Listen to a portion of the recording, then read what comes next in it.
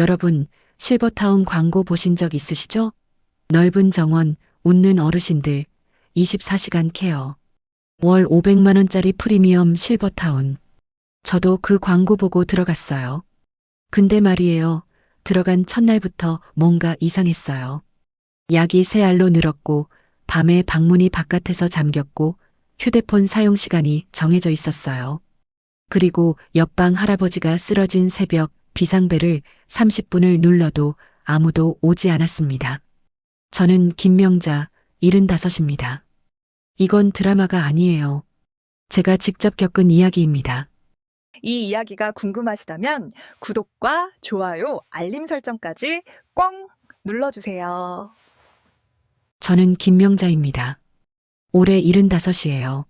지금부터 제가 하는 이야기 좀 길어요. 근데 끝까지 들어주셨으면 합니다. 왜냐면 이건 그냥 늙은이 넋두리가 아니거든요. 이건 제가 목숨 걸고 겪은 일이에요. 진짜로요. 사람들이 그러잖아요. 실버타운 들어가면 편하다고. 자식한테는 짐 안 지는 거다라고. 텔레비전에서도 맨날 나오잖아요.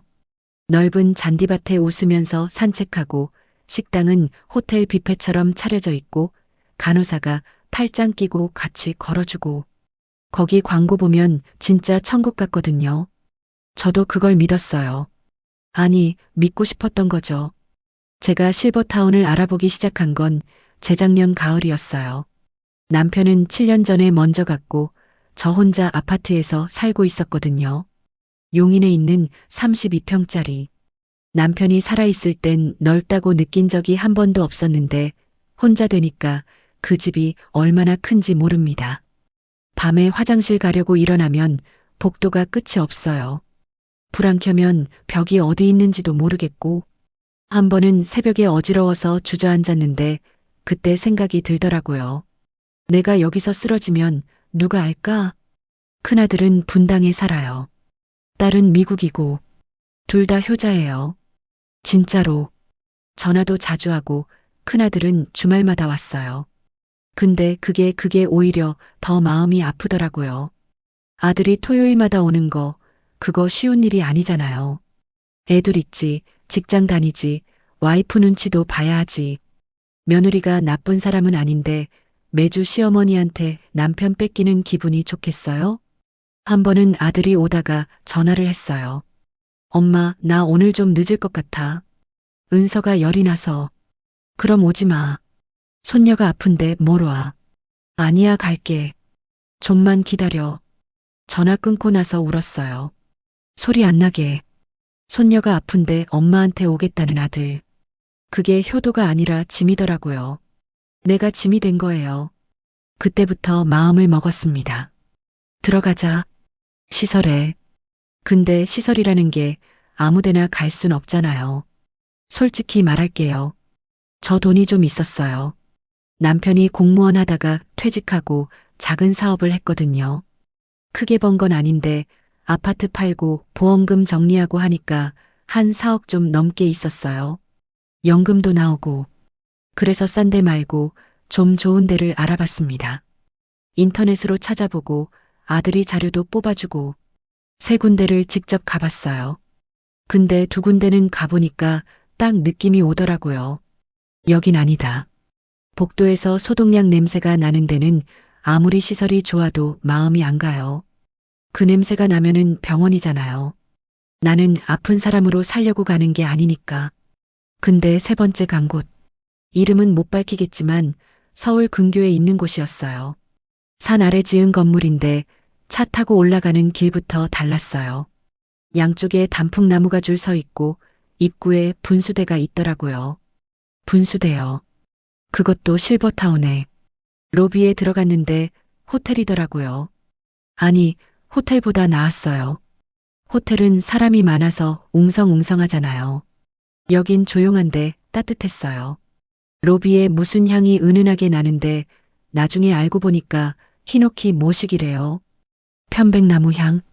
바닥은 대리석이고 안내데스크 직원이 일어나서 인사를 하는데 허리를 90도로 숙이더라고요.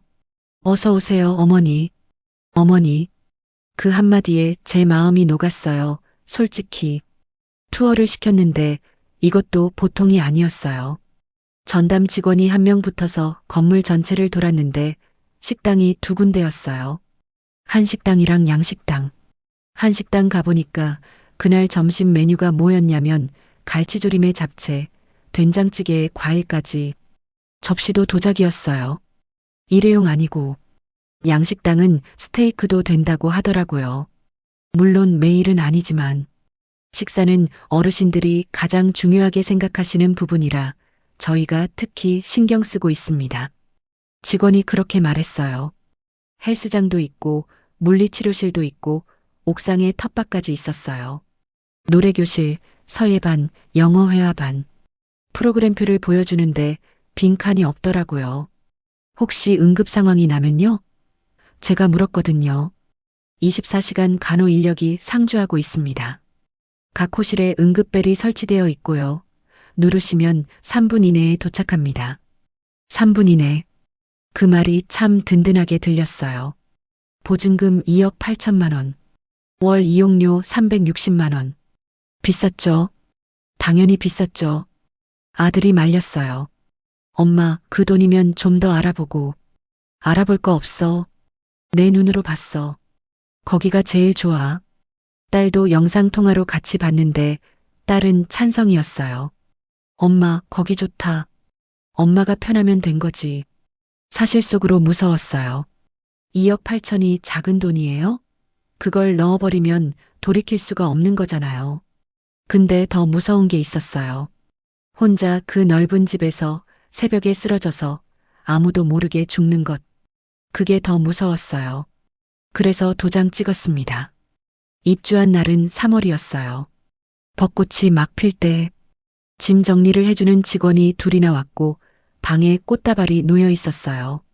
카드도 있었는데 이렇게 적혀 있더라고요. 어머니, 여기서 행복한 나날 보내시길 바랍니다. 울 뻔했어요, 진짜. 방은 원룸보다 좀 큰 정도였는데 깔끔했어요. 화장실에 안전 손잡이 다 달려 있고 바닥이 미끄럼 방지로 되어 있고 창문 열면 산이 보였어요. 나무들. 바람 불면 나뭇잎 소리 나는 거, 그게 그렇게 좋더라고요. 첫날 저녁 식당에 갔는데 사람들이 반겨줬어요. 아이고, 새로 오셨구나. 어디서 오셨어요? 여기 밥 잘해요. 걱정 마세요. 강순덕 씨를 그날 처음 만났어요. 저보다 2살 많은 언니인데 입주한 지 1년 됐다고 하더라고요. 성격이 시원시원해서 첫날부터 말이 잘 통했어요. 명자 씨, 여기 좋아요. 진짜. 처음엔 낯설어도 금방 적응해. 이춘자 씨도 그날 만났어요. 조용한 분이었는데 웃는 게 참 곱더라고요. 저녁으로 소불고기에 계란찜, 미역국, 과일은 수박이랑 참외. 3월에 수박이 나오나 싶었는데 나오더라고요. 맛있었어요. 진짜 맛있었어요. 밤에 방에 누웠는데 이불이 뽀송뽀송하고 조용하고 복도에서 직원이 안녕히 주무세요 하는 소리가 들리더라고요. 그날 밤 잠이 참 잘 왔어요. 아, 잘 왔다. 진심으로 그렇게 생각했거든요. 처음 3개월은요, 진짜 천국이었어요. 과장이 아니에요. 아침마다 식당 가면 따뜻한 밥이 차려져 있고 직원들이 어머니 오늘 안색 좋으시네요 하고 오전에는 체조 프로그램 가고 오후에는 노래교실이나 서예방 가고 화요일마다 의사 선생님이 와서 건강 체크해주고 목요일엔 물리치료 선생님이 와서 어깨랑 무릎 봐주고 뭐 하나 부족한 게 없었어요. 아들한테 전화하면 제가 먼저 말했어요. 걱정 마. 여기 좋아. 엄마 행복해. 아들이 웃더라고요. 엄마 목소리가 밝아졌어. 그 말 듣고 얼마나 기분이 좋았는지 몰라요. 순덕 언니랑은 매일 아침 산책을 같이 다녔어요. 건물 뒤에 산책로가 있었거든요. 걸으면서 이런저런 얘기하는 거 남편 살아있을 때 이후로 처음이었어요. 누군가랑 매일 걷는다는 게 그게 그렇게 큰 위로인 줄 몰랐어요. 춘자 씨랑은 서예반에서 같이 붙잡으면서 친해졌고 최영남 어르신은 헬스장에서 늘 마주치는 분이었어요. 80이 넘으셨는데 아령을 드시더라고요. 이거 안 하면 죽어 그러시면서 재밌는 분이었어요. 그때는 다들 웃고 있었어요. 그때는요. 근데 있잖아요. 나중에 돌이켜보면 처음부터 이상한 점이 있긴 했어요. 계약서가 한 30장 됐거든요. 빽빽하게 글씨가 적혀 있는 거. 아들이 읽어보긴 했는데 법률 용어가 많아서 정확히 이해한 건 아니었어요. 그때 한 가지 기억나는 게 있었는데 시설 운영 및 서비스 내용은 운영 상황에 따라 변경될 수 있습니다. 그 한 줄. 그때는 그냥 넘어갔어요. 어디든 그런 조항은 있으니까. 근데 그 한 줄이 나중에 전부를 바꿔버릴 줄은 몰랐죠. 정확히 3개월이 지난 날부터였어요.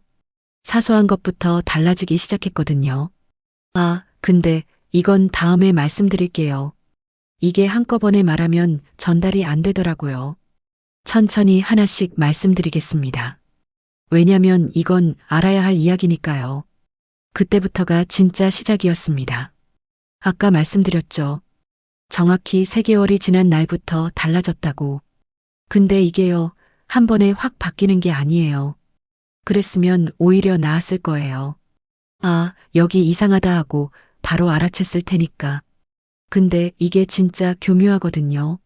하나씩, 아주 조금씩, 슬금슬금 바뀌는 거예요. 마치 물 온도 올리는 것처럼. 개구리가 뜨거운 물에 넣으면 바로 뛰쳐나오잖아요. 근데 미지근한 물에 넣고 천천히 온도를 올리면 그냥 앉아 있다가 죽는다잖아요. 우리가 그 개구리였어요. 제일 먼저 바뀐 게 과일이었어요. 이상하죠? 과일이 뭐가 대수냐고 하실 수 있는데 어르신들한테는 과일이 큰 거예요. 진짜로. 우리 나이 되면 밥을 많이 못 먹어요. 위가 작아지니까. 근데 과일은 달고 시원하고 소화도 잘 되고 식사 끝나고 과일 먹는 그 시간이 하루 중에 제일 행복한 시간이라고 해도 과장이 아니거든요. 입주 초기엔 몇 끼 과일이 나왔어요. 수박, 참외, 딸기, 사과. 제철 과일이 돌아가면서 나왔는데 양도 넉넉했어요. 접시에 수북이. 근데 어느 날 점심을 먹는데 과일이 안 나온 거예요. 오늘 과일은요? 제가 물었거든요. 직원이 웃으면서 그러더라고요. 아, 오늘은 식단 조정이 있어서요. 내일은 나올 겁니다. 아, 그럴 수 있지. 그렇게 넘어갔어요. 근데 내일도 안 나왔어요. 모레도, 그 다음 날도. 사흘째 되니까 순떡 언니가 저한테 그러더라고요. 명자 씨, 나만 그런가? 과일이 계속 안 나오는 것 같지 않아? 언니도 느꼈어? 응. 근데 어제 저녁엔 귤 3쪽 나오긴 했어. 귤 3쪽이요. 3쪽? 전에는 접시에 수북이 나오던 게 귤 3쪽으로 바뀐 거예요. 그것도 감지덕지 하라는 듯이 물어봤죠. 영양사한테. 과일이 왜 줄었어요? 계절 식단으로 전환 중이라 수급이 좀 불안정합니다. 곧 정상화될 거예요. 그 말 그럴듯하잖아요. 계절 식단, 수급 불안정. 말은 되니까 그냥 넘어갔어요. 근데 고지 않았어요. 한 달이 지나도 2달이 지나도 과일은 돌아오지 않았어요. 가끔 나오긴 했는데 전처럼 넉넉한 적은 다시는 없었어요. 과일 다음은 생선이었어요. 처음에 여기 식단이 얼마나 좋았냐면요. 고등어 구이를 하면 그날 아침에 받은 생물로 했어요. 살이 통통하고 기름이 자르르 흐르는 거. 갈치조림도 그랬고 생선이 신선하면 밥 한 공기가 그냥 들어가거든요. 근데 어느 순간부터 생선 맛이 이상해진 거예요. 제가 까다로운 사람이 아니에요. 진짜로. 근데 냉동이랑 생물은 먹어보면 알아요. 살이 퍽퍽하고 비린내가 좀 나고 완전히 다르거든요. 춘자 씨가 어느 날 저녁에 그러더라고요. 명자 씨, 이 고등어 냉동 아니야? 나도 그렇게 느꼈어. 전에는 이 맛 아니었는데. 그래서 직원한테 물어봤어요. 또 생선이 냉동으로 바뀐 것 같은데요?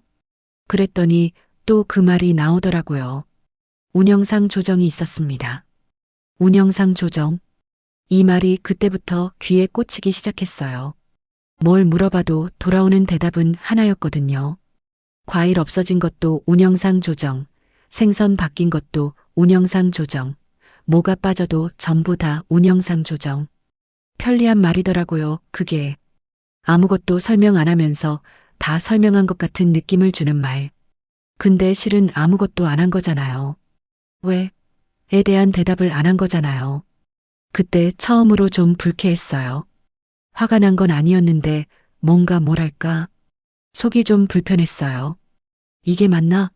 하는 느낌. 근데 아직은 참을 수 있었어요. 과일이 좀 줄고 생선이 냉동으로 바뀐 거, 그 정도는 그래도 넘어갈 수 있잖아요. 문제는 그 다음이었어요. 저녁 프로그램이 하나씩 없어지기 시작한 거예요. 처음에 여기 들어올 때 프로그램표를 봤다고 했잖아요. 빈칸이 없었다고. 오전에 체조, 오후에 노래교실이나 서예반, 저녁에는 영화 상영회도 하고 보드게임 모임도 하고, 특히 저녁 프로그램이 좋았던 게 저녁 먹고 방에 들어가면 할 게 없거든요. 텔레비전 보는 것밖에. 근데 다 같이 모여서 영화 보고 얘기하고 하면 그 시간이 외롭지 않았어요. 그게 없어졌어요. 처음에는 이번 주는 쉽니다였어요. 그 다음에는 당분간 조정 중입니다였어요.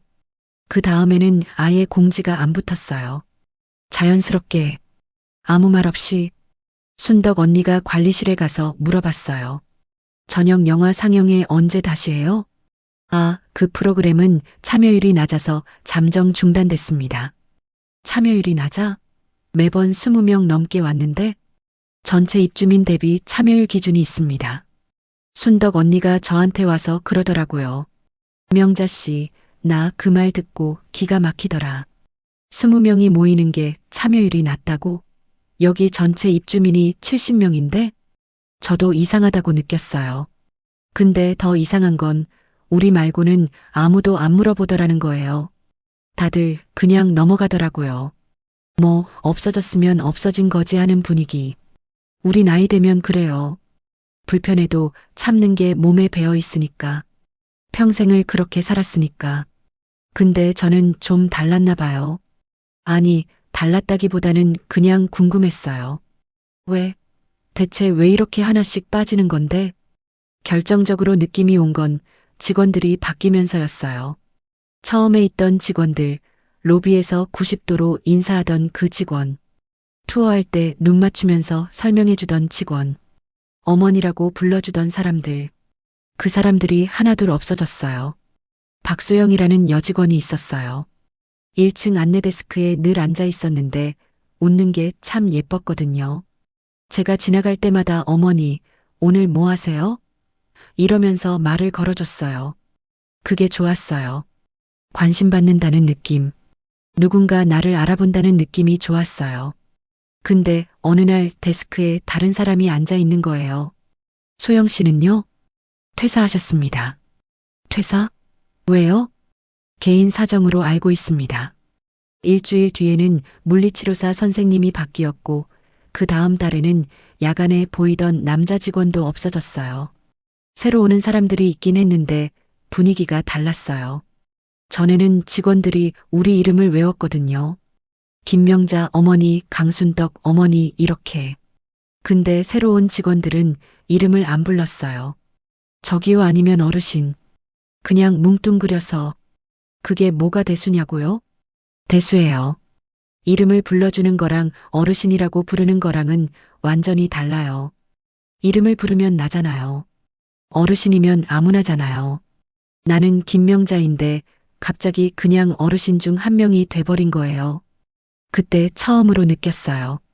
아, 처음 3개월이 진짜가 아니었구나. 춘자 씨가 어느 날 산책하다가 저한테 조용히 그러더라고요. 명자 씨, 나 무서운 생각이 들어. 뭐가? 있잖아. 처음에 그렇게 잘해준 거, 그게 우리 잡으려고 그런 거 아닐까? 잡으려고? 보증금 2억 8천 냈잖아. 그거 돌려받으려면 얼마나 복잡하겠어? 일단 들어오기만 하면 되는 거지. 들어오고 나면 우리가 뭘 할 수 있겠어. 등이 서늘했어요. 그 말 듣는데 과장이 아니라 진짜 소름이 끼쳤거든요. 왜냐면 맞는 말이었으니까. 생각해보면 그렇잖아요. 보증금 2억 8천을 넣었어요. 계약서에는 중도 퇴소 시 환불 규정이 있는데 그게 또 복잡해요. 6개월 이내는 몇 퍼센트, 1년 이내는 몇 퍼센트, 공제 항목이 뭐가 붙고 변호사 없이는 이해할 수도 없는 내용이에요. 그리고 설령 나가겠다고 해도 이 나이에 다시 집 구하고 이사하고 정착하는 게 쉬운 일이에요? 쉽지 않죠. 불가능에 가깝죠. 그러니까 우리는 사실상 묶여 있었던 거예요. 들어오는 순간부터 처음 3개월은 미끼였어요. 이렇게 좋은 데가 있다 보여주고 보증금 받고 계약서 도장 찍고 그 다음부터는 천천히 아주 천천히 하나씩 빼는 거예요. 과일 빼고 생선 바꾸고 프로그램 없애고 직원 줄이고 근데 한꺼번에 안 빼니까 불만을 제기할 타이밍을 못 잡는 거예요. 과일이 좀 줄긴 했는데 그 정도 가지고 난리치기엔 이런 마음. 생선이 냉동이긴 한데 뭐 먹을 만은 하니까 이런 마음. 하나하나는 참을 수 있었어요. 근데 그게 쌓이면 천국이 지옥이 되는 거예요. 아주 서서히. 그때쯤 제가 아들한테 전화를 했어요.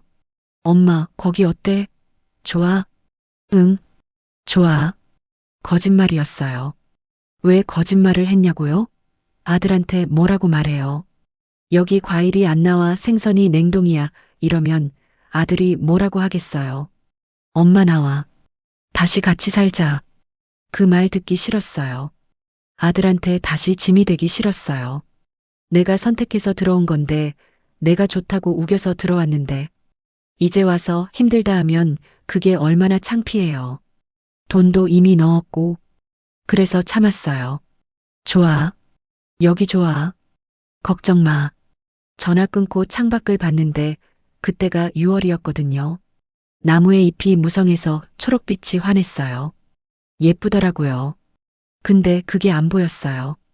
예쁜 게 안 보이더라고요. 내가 왜 여기 있지? 그 생각이 처음 들었어요. 근데요. 진짜 무서운 건 과일이 빠지고 생선이 바뀐 게 아니었어요. 그건 불편한 거지 위험한 건 아니잖아요. 진짜 위험한 일은 이제부터 시작이었습니다. 밤에 일어난 일이에요. 그날 밤 이후로 우리는 잠자는 게 무서워졌어요. 우리 나이 되면요, 밤이 길어요. 젊은 사람들은 모르겠지만 일은 넘으면 잠이 없어져요. 11시에 누우면 2시에 눈이 떠지고 4시에 또 떠지고 중간중간 화장실도 가야 하고 밤새 서너 번은 깨거든요. 그래서 밤이 긴 거예요. 깜깜한 천장 보면서 혼자 누워있는 시간이. 근데 그래도 여기 오기 전에는 밤이 무섭진 않았어요. 외롭긴 했죠. 혼자 사니까. 근데 무섭진 않았거든요. 여기 와서 밤이 무서워졌어요. 7월 14일이었어요. 날짜까지 기억나요.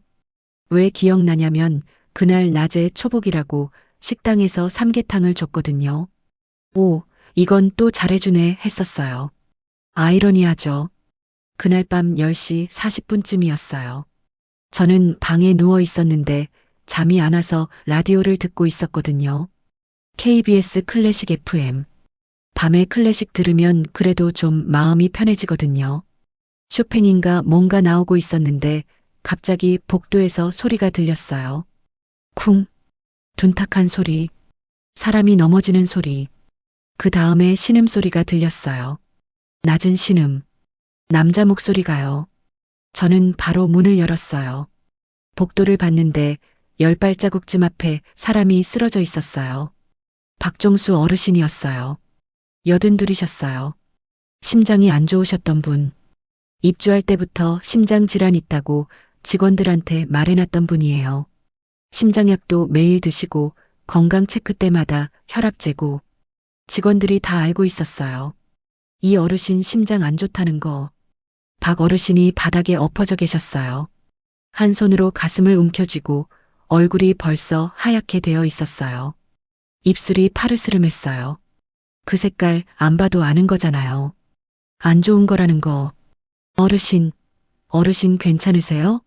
제가 옆에 쪼그려 앉았어요. 박 어르신이 제 팔을 잡는데 손에 힘이 없었어요. 눈이 저를 보는데 말을 못 하시는 거예요. 입만 벌렸다 닫았다. 바로 응급벨을 눌렀어요. 복도에 벨이 있거든요. 빨간 버튼. 투어할 때 직원이 자랑스럽게 보여줬던 거 있죠? 누르시면 3분 이내에 도착합니다. 눌렀어요. 기다렸어요. 1분, 2분. 제가 벨을 또 눌렀어요. 한 번 더. 꾹 눌렀어요. 3분. 아무도 안 왔어요. 박 어르신의 이마에 식은땀이 흐르기 시작했어요. 숨소리가 거칠어졌어요. 그 좁은 복도에 저하고 박 어르신 둘만 있는데 불빛은 형광등 하나에 조용한 게 아니라 아무도 없는 거예요. 그때 옆방에서 춘자 씨가 문을 열었어요. 소리를 들은 거예요. 세상에, 이게 무슨... 벨 눌렀는데 아무도 안 와요. 춘자 씨가 복도 끝까지 뛰어갔어요. 사무실 쪽으로. 73 노인이 복도를 뛰었어요. 밤 11시에 7분이 지나서야 직원 한 명이 왔어요. 뛰어오긴 했어요. 헐떡거리면서, 땀을 뻘뻘 흘리면서. 죄송합니다. 다른 동 사고 처리 중이었습니다. 제가 그 말 듣고 순간 귀를 의심했어요. 다른 동이요? 그럼 이 동에는 지금 아무도 없었다는 거예요? 야간에는 인력이 좀 부족합니다. 좀이요? 지금 이 건물에 직원 몇 명이에요? 한 명입니다. 한 명. 건물이 세 동이에요. 어동, B동, C동. 한 동에 3층씩. 총 입주민이 70명이 넘어요. 그 넓은 건물에 밤새 직원이 한 명이라고요. 3분 이내 도착이라며요? 뭐예요? 직원이 대답을 못했어요. 고개를 숙이고 있었어요. 이 직원이 나쁜 사람이 아니라는 거 저도 알아요. 이 사람도 피해자예요. 혼자서 세 동을 어떻게 커버해요? 인간이 분신술을 쓰나요? 근데 그건 그 사람 잘못이 아니라 이 시설 잘못이잖아요. 70명 넘는 어르신을 야간에 한 명으로 돌린다? 그것도 심장 질환 있는 분, 당뇨 있는 분, 고혈압 있는 분이 수두룩한데? 근데요, 진짜 무서운 건 그 다음이었어요. 직원이 박 어르신 상태를 보고 나서 그랬거든요. 일단 제가 간호팀에 연락하겠습니다. 간호팀이 아니라 119 불러야지요. 제가 소리 질렀어요. 진짜 소리 질렀어요. 75 먹은 할머니가 밤 11시에 복도에서 소리를 지른 거예요. 지금 상태 보세요. 얼굴이 하얘요. 숨을 제대로 못 쉬고 계시다고요. 그랬더니 직원이요. 이 말을 했어요. 119 신고는 내부 보고를 먼저 하셔야 합니다. 내부 보고. 내부 보고가 이게 뭐예요? 상황을 관리실에 보고하고 관리실에서 판단해서 신고 여부를 결정합니다. 관리실? 관리실에 지금 사람이 있어요? 야간 관리자에게 연락을. 지금 사람이 죽을 수도 있다고요. 직원이 난처한 표정을 지었어요. 이 사람도 알고 있었을 거예요. 이건 아니라는 거. 근데 규정이 그렇다는 거예요. 이 사람도 규정 어기면 잘리니까. 제가 휴대폰을 꺼냈어요. 119 누르려고. 그때 직원이 제 손을 잡았어요. 어머니, 직접 신고는 안 됩니다. 기관 통해야 합니다. 기관. 우리가 기관이에요? 여기가 교도소예요? 나는 대한민국 국민이고 119는 누구나 부를 수 있는 거고 지금 사람이 쓰러져 있는데 전화 한 통을 못하게 한다고요?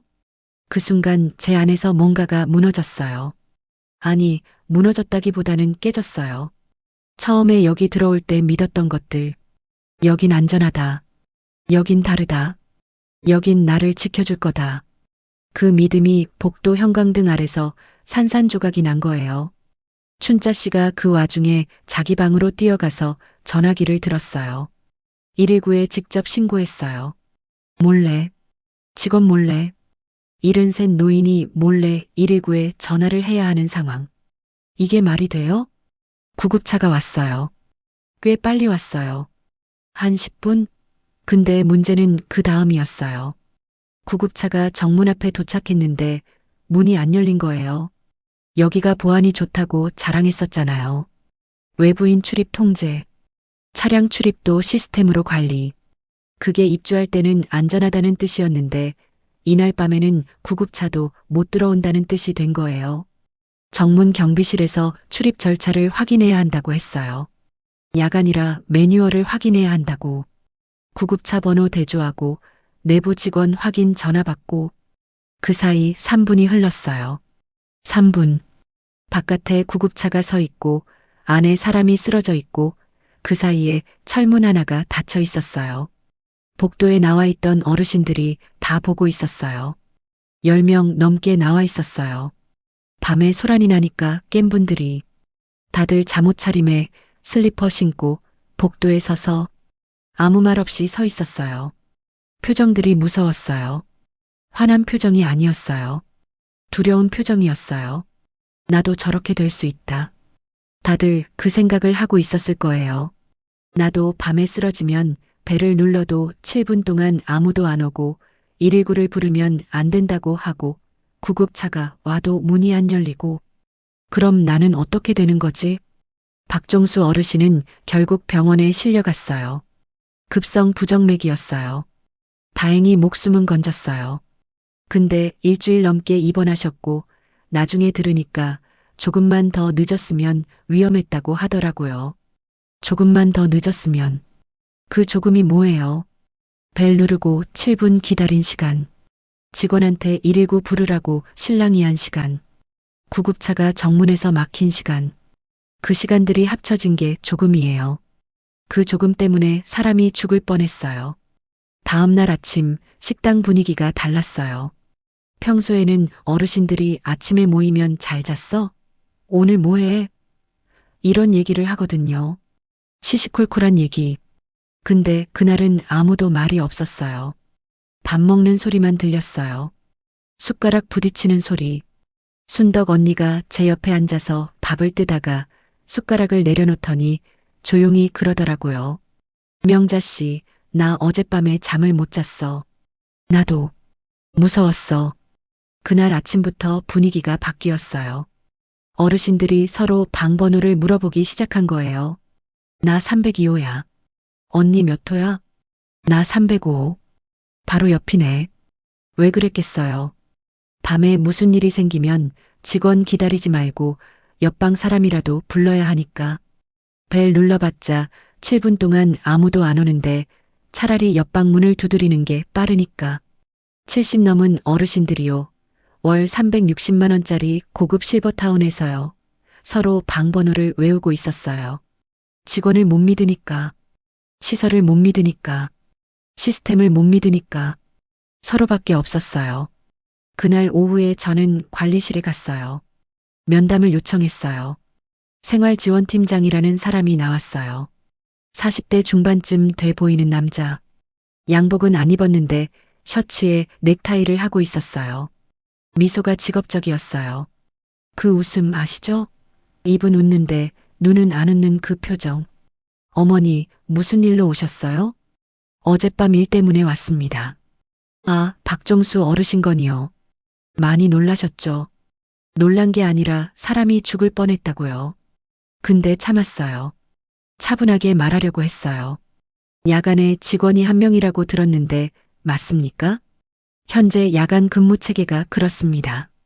70명 넘는 어르신을 한 명이 보는 건 위험하지 않습니까? 인력 운용에 대해서는 저희가 최적화하여 관리하고 있습니다. 최적화? 그 단어 듣는 순간 속에서 뭔가 올라왔어요. 근데 참았어요. 그리고 119 신고를 직접 못하게 하는 건 무슨 규정입니까? 어르신들이 직접 신고하시면 혼란이 생길 수 있어서요. 저희 내부 프로세스를 통해 더 신속하게. 신속이요? 어젯밤에 구급차가 정문에서 막혀 있었어요. 그게 신속한 겁니까? 팀장의 미소가 살짝 굳었어요. 아주 살짝. 근데 금방 돌아왔어요. 프로 미소. 그 부분은 저희도 인지하고 있고 개선 방안을 논의 중입니다. 논의 말고 당장 바꿔야 하는 거 아닙니까? 야간 인력 최소 2명은 있어야 하고 119 신고는 누구든 자유롭게 할 수 있어야. 그때 팀장이 말을 끊었어요. 웃으면서요. 어머니. 네. 어머니는 민원이 참 많으시네요. 그 말. 그 한마디가 제 가슴 한가운데를 찔렀어요. 제가 뭘 했는데요?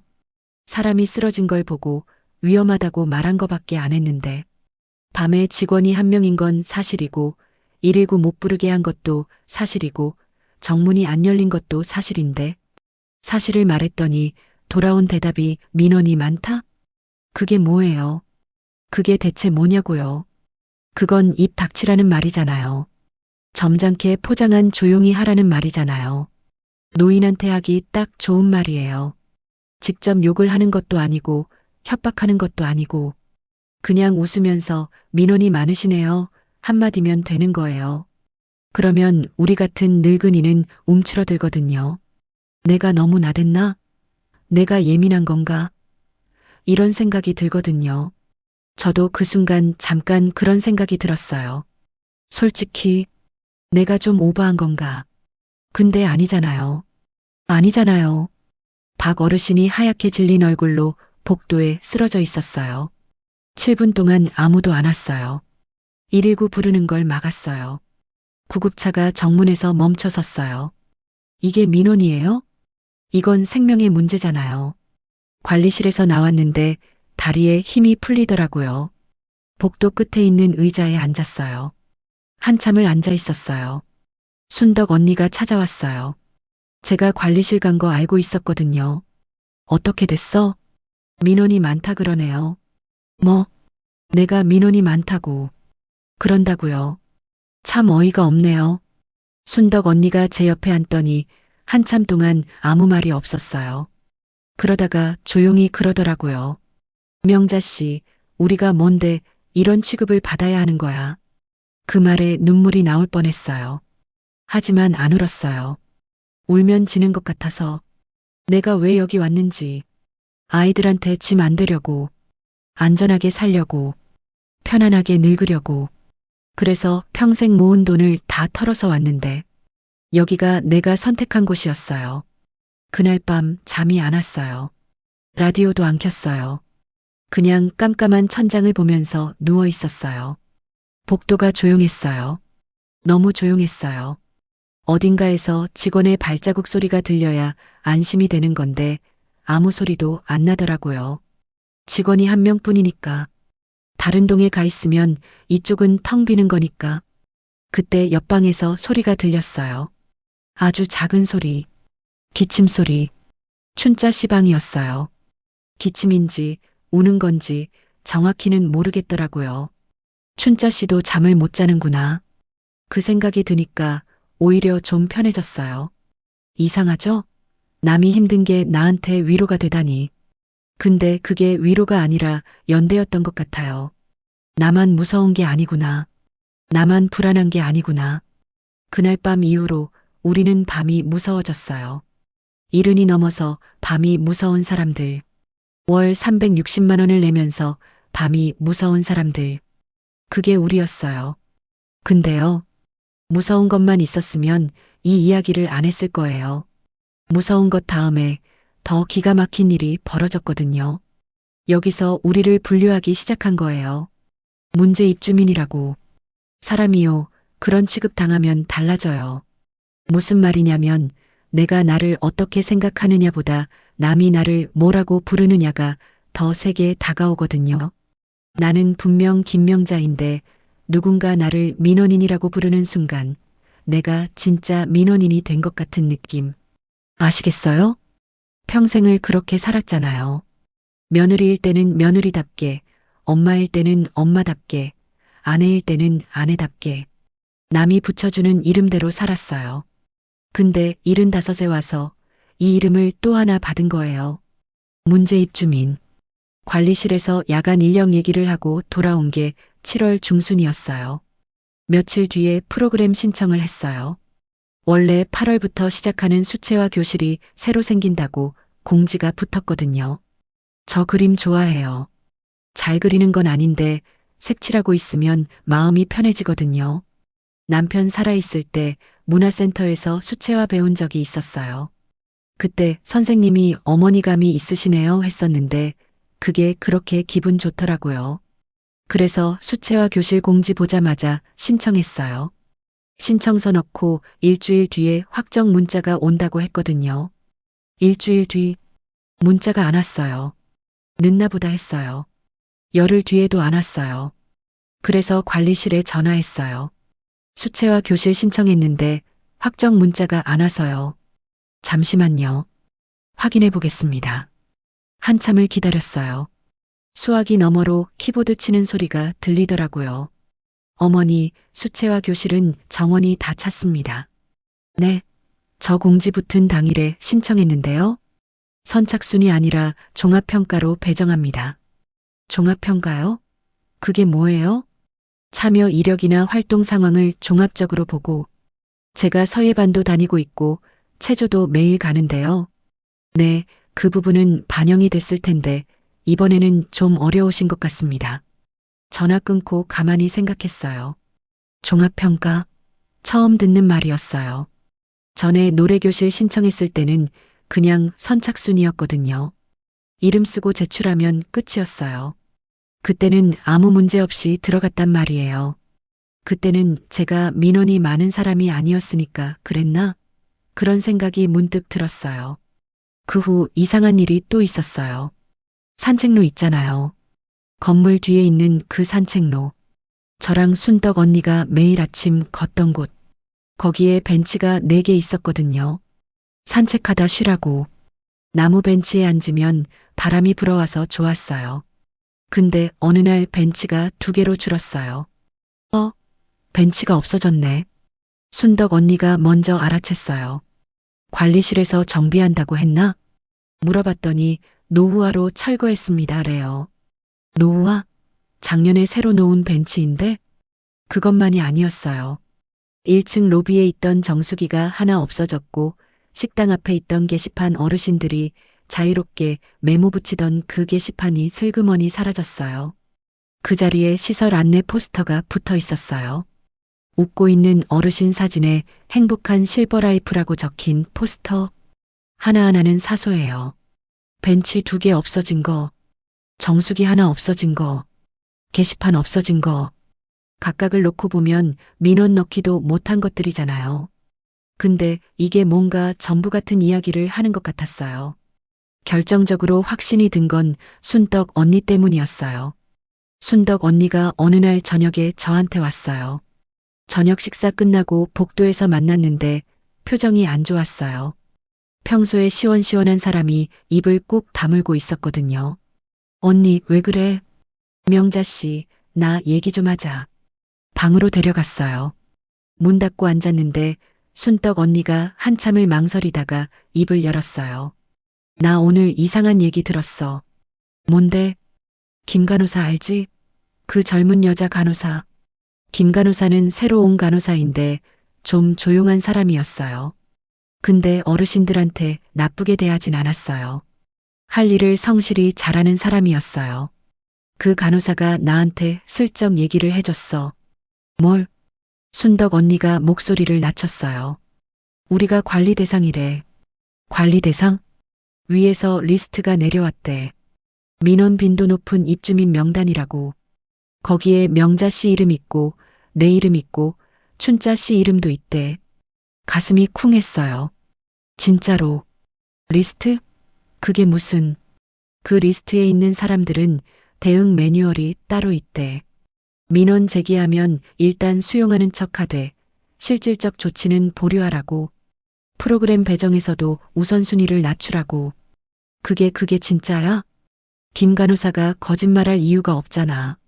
그 사람도 이건 좀 아니다 싶어서 나한테 말해준 거야. 그날 밤에 잠이 안 왔어요. 리스트, 민원 빈도 높은 입주민 명단. 우리가 목록이 된 거예요. 엑셀 파일인지 뭔지 모르겠지만 어딘가에 우리 이름이 적혀 있고 그 옆에 뭐라고 적혀 있겠죠. 불만 다수주의 대상 관리 필요 같은 거.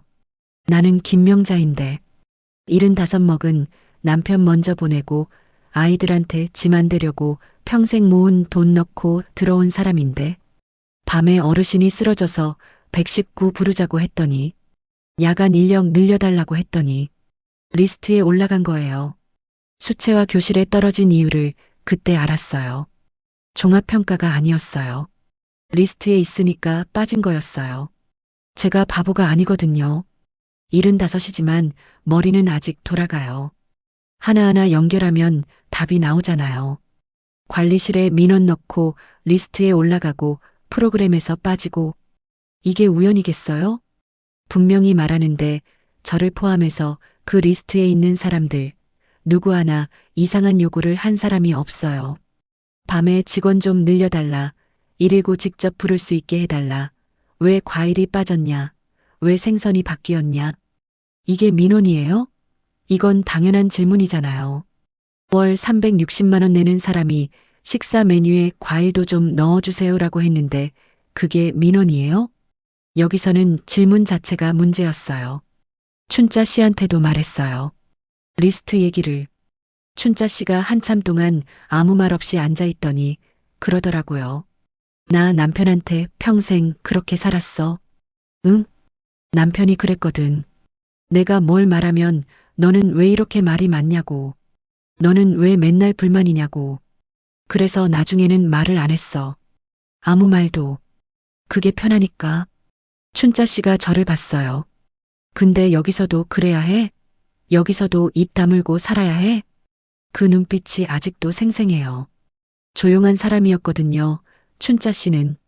서예반에서도 말없이 붓만 잡고 글씨만 쓰던 사람이고 식당에서도 맨 구석에 앉아서 조용히 밥만 먹고 그랬는데 그런 사람이 소리를 지를 정도면 얼마나 어이없는 상황이 벌어진 거겠어요. 그 말을 듣고 있으니 가슴이 찢어지더라고요. 우리 세대가 그래요. 여자들은 특히 시집가면 시어머니한테 참고 남편한테 참고 아이들 키우면서 참고 참는 게 미덕이었잖아요. 그래서 70이 넘어서야 겨우 내 돈 내고 내가 선택한 곳에서 살게 됐는데 최영남 어르신한테도 그 말이 들어갔어요. 소문이라는 게 그렇잖아요. 70명이 모여 사는 곳인데 비밀이 있겠어요? 최영남 어르신은 82이셨는데 성격이 불같은 분이었어요. 헬스장에서 아령 드시던 분, 이 어르신이 리스트 얘기 듣고 어떻게 했냐면요. 관리실에 바로 쳐들어갔어요. 야, 나 리스트에 있다며? 문제 입주민 명단? 그거 나한테 보여줘. 당연히 안 보여줬죠. 어르신, 무슨 말씀이신지 모르겠습니다. 딴소리 하지 마. 다 알아. 보여줘. 그런 문서는 없습니다. 없어? 그럼 김 간호사가 거짓말했다는 거야? 그 말 한마디에 분위기가 싸해졌대요. 관리실 직원들이 서로 눈치를 보더래요. 그러다가 팀장이 나왔대요. 어르신, 일부 오해가 있으신 것 같습니다. 저희는 모든 입주민분들을 동등하게. 동등? 수채화 교실 김명자 왜 뺐어? 그건 정원 문제로. 강순덕 씨 도서관 예약도 안 된다던데 그것도 정원이야? 도서관 예약.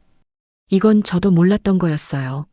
나중에 들으니까 순떡 언니가 도서관 개인 열람석을 예약하려고 했는데 계속 예약 불가가 떴대요. 근데 다른 분이 같은 시간에 예약하니까 바로 되더래요. 최영남 어르신이 그날 관리실에서 1시간을 버텼대요. 결국 아무 답도 못 받았지만 나오면서 이 말을 했대요. 두고 봐라. 내가 가만 안 있어. 근데요, 여기서 솔직한 얘기를 좀 할게요. 최영남 어르신이 그렇게 나서준 건 고마웠어요. 진짜로. 근데 그것만으로는 안 된다는 것도 알았어요. 왜냐면 이런 거거든요. 화를 내고 따지고 소리 지르면 오히려 문제 입주민 리스트의 밑줄이 한 번 더 그어지는 거예요. 봐라, 저 사람 또 난리친다.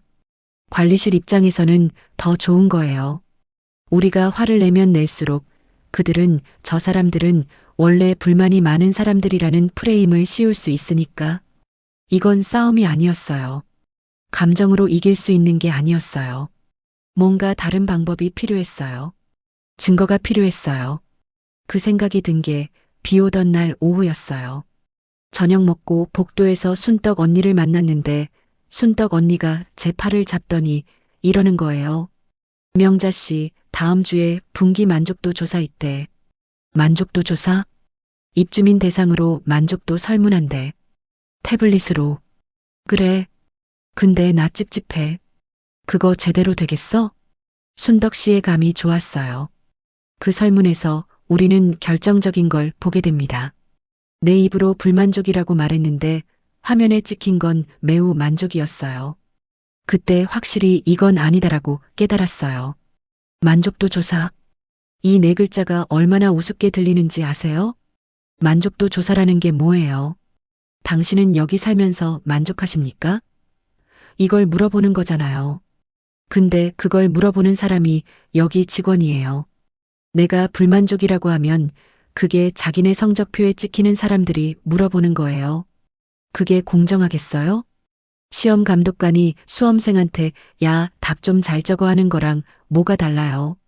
근데 우리는 그때까지만 해도 그래도 설문은 설문이니까 최소한의 양심은 있겠지. 이렇게 생각했거든요. 아무리 그래도 내가 직접 체크하는 건데 내가 뭘 찍었는지를 바꾸겠어? 설마가 사람 잡는다고 진짜 바꾸더라고요. 8월 첫째 주 수요일이었어요. 분기 만족도 조사 날. 아침 식사 끝나고 직원이 식당을 돌면서 안내했어요. 어르신들, 오늘 분기 만족도 조사 있습니다. 식사 후에 자리에서 바로 진행하겠습니다. 그러면서 태블릿을 들고 왔어요. 은색 태블릿. 한 대를 두세 명이 돌려가며 쓰는 방식이었어요. 제 테이블에는 저, 순떡 씨, 춘자 씨, 그리고 옥순 씨라고 같은 층에 사시는 분이 계셨어요. 네 명이서 한 테이블에 앉았어요. 직원이 태블릿을 가지고 왔어요. 젊은 여직원이었는데 이름은 기억 안 나요. 새로운 사람이었어요. 머리 묶고 웃고 있었는데 그 웃음이 팀장 웃음이랑 비슷하더라고요. 입만 웃는 거 있죠? 어르신 화면에 나오는 항목에 체크해 주시면 됩니다. 태블릿을 옥순 씨한테 먼저 줬어요. 옥순 씨가 화면을 보는데 글씨가 작았어요. 옥순 씨 눈이 좀 안 좋으시거든요. 화면을 코앞까지 가져가더라고요. 어르신, 어려우시면 제가 대신 눌러드릴까요? 직원이 그렇게 말했어요. 옥순 씨가 그래주면 고맙지 하셨어요. 직원이 태블릿을 가져갔어요. 그리고 물었어요. 식사 만족도요. 만족이세요? 불만족이세요? 뭐, 괜찮아. 근데 과일이 좀. 네, 그럼 보통으로 할까요? 응, 보통. 직원이 화면을 톡 눌렀어요. 저는 직원 옆에 앉아 있었거든요. 화면이 보였어요. 비스듬히. 완전히 선명하게 보인 건 아닌데 제 눈이 아직 그 정도는 돼요. 직원이 누른 건 보통이 아니었어요. 만족이었어요. 순간 제 눈이 의심이 됐어요. 내가 잘못 본 건가? 각도가 비스듬해서 잘못 읽었나? 그럴 수도 있잖아요. 75이니까. 눈이 흐려서 그랬을 수도 있잖아요. 근데요, 사람이 의심을 품으면 눈이 좋아지더라고요. 다음은 순떡 언니 차례였어요. 순덕 씨는 눈이 괜찮은 분이에요. 직접 하시겠다고 했어요. 태블릿을 직접 받아들었어요. 항목을 하나하나 읽으면서 체크하셨는데 시설 청결도 뭐 깨끗하지. 만족. 톡. 직원 친절도. 순덕 언니가 잠깐 생각하더니 보통. 톡. 안전관리 만족도. 여기서 순떡 언니 손이 멈춘 거예요. 야간에 직원 한 명이었던 그 밤을 떠올린 거겠죠. 불만족. 분명히 말했어요. 불만족. 저도 들었고 춘자 씨도 들었어요. 순덕 언니가 화면에서 불만족을 눌렀어요. 근데 누르는 순간 직원이 옆에서 말했어요. 어르신, 안전관리 쪽은 최근에 개선 작업 중이시거든요. 곧 좋아질 거예요. 그건 그거고 지금은 불만족이야. 네네, 알겠습니다. 순덕 씨가 계속 진행했어요. 나머지 항목도 체크하고 끝. 태블릿이 제 차례로 넘어왔어요. 저는 태블릿을 받아들면서 마음을 먹었어요. 제대로 보자. 항목이 12개였어요. 식사, 시설, 청결, 프로그램, 직원 친절도, 안전관리, 의료 서비스, 생활 편의, 외출 및 방문, 커뮤니케이션, 전반적 만족도 추천 의향. 저는 천천히 했어요. 일부러 천천히. 식사 만족도 솔직하게 눌렀어요. 불만족. 과일 없어지고 생선 냉동으로 바뀌었으니까. 프로그램 만족도 불만족. 저녁 프로그램 다 없어졌으니까. 수채화 교실도 빠졌으니까. 안전관리 만족도 매우 불만족. 이건 고민도 안 했어요. 전반적 만족도 불만족. 다 누르고 나서 직원한테 태블릿을 돌려줬어요. 직원이 태블릿을 받아들었는데 화면을 한번 봤어요. 흘깃. 그리고 말없이 다음 분한테 넘겼어요. 춘자 씨 차례였어요. 춘자 씨가 태블릿을 받았어요. 이분이 원래 조용하신 분이라 직원이 또 그 말을 했어요. 어르신, 어려우시면 제가 도와드릴까요? 아니요, 직접 할게요. 춘자 씨가 천천히 항목을 체크했어요. 시간이 좀 걸렸어요. 화면 글씨가 작으니까. 근데 꼼꼼하게 하셨어요. 다 끝나고 나서 춘자 씨가 태블릿을 넘기면서 저한테 작은 소리로 그러더라고요. 나 식사 불만족 눌렀어. 응, 나도. 그때까지만 해도 별일 아닌 줄 알았어요. 문제는 그날 오후에 터졌어요. 저녁 먹기 전에 순떡 언니가 저한테 왔어요. 표정이 이상했어요. 화난 것도 아니고 슬픈 것도 아니고 뭐라 해야 하나 멍한 표정. 명자 씨, 나 좀 이상한 걸 봤어. 뭔데? 아까 설문 끝나고 관리실 지나가는데 문이 살짝 열려 있었거든. 근데 안에서 직원들이 태블릿 들고 뭔가 하고 있더라. 뭘? 화면을 보면서 뭔가를 누르고 있었어. 빠르게. 톡톡톡톡. 혼자서. 심장이 쿵 했어요. 그게 무슨 뜻인지 알아? 설마. 나도 설마라고 생각했어. 근데 그때 한 명이 다른 직원한테 이러더라. 이건 보통으로 올려, 이건 만족으로 바꿔도 되지? 순덕 언니가 제 눈을 봤어요. 바꾸고 있었어, 명자 씨. 우리가 누른 거를. 머리가 하얘졌어요. 아니, 하얘진 게 아니라 빨개진 거예요. 얼굴이 확 달아올랐어요. 목까지 올라왔어요. 그 열기가. 내가 분명히 눌렀어요. 불만족. 내 손가락으로. 내 눈으로 확인하면서. 근데 그걸 받고 내 대답을 지워. 내가 아프다고 했는데 괜찮다로 고쳐? 춘자 씨한테 바로 갔어요. 춘자 씨, 오늘 설문에서 식사 뭐라고 했어? 불만족이라고 했지. 분명히. 응, 분명히. 근데 그거 바뀌었을 수 있어. 춘자 씨 얼굴이 굳더라고요. 뭐라고? 순덕 언니가 본 걸 말해줬어요. 관리실에서 직원들이 태블릿을 톡톡 누르며 뭔가를 수정하고 있었다는 거. 춘자 언니가 한참 동안 아무 말이 없었어요.